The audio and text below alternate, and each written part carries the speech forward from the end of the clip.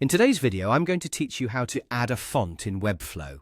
Whether you're designing a personal blog or building a professional website, choosing the right font can make a world of difference in enhancing your site's aesthetics and readability. Let's dive into this process step by step to ensure you can effortlessly add fonts that fit your design vision. First, you'll want to start by accessing your Webflow project. Once you're in, focus your attention on the top left corner of your screen.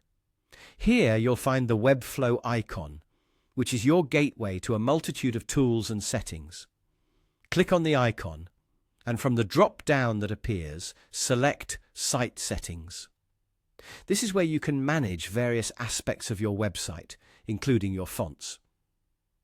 Next, after clicking on Site Settings, direct your attention to the left-hand side menu and look for Fonts. Selecting this option will bring up a new page dedicated solely to font management. This area is where you'll add new fonts to your site, be it from Google Fonts or custom font files that you want to import. When you're on the Fonts page, you'll be presented with two main options. The first option is integrating Google Fonts. Webflow provides an effortless way to incorporate Google Fonts directly into your project. You just need to enter the name of the Google font you wish to use in the provided field. If you're not sure which one to go for, consider browsing through Google Fonts to explore the vast array of fonts available, designed for all types of projects and aesthetics. The second option is uploading custom font files if you have specific fonts that you've acquired outside of Google Fonts. This is perfect for designers looking to maintain brand consistency with proprietary fonts or those who prefer unique styling. To do this, simply click on the Upload button and select your font files from your computer. Keep in mind, Webflow accepts files in formats like WOF, TTF and OTF, so make sure your font is one of these types before proceeding with the upload. And there you go.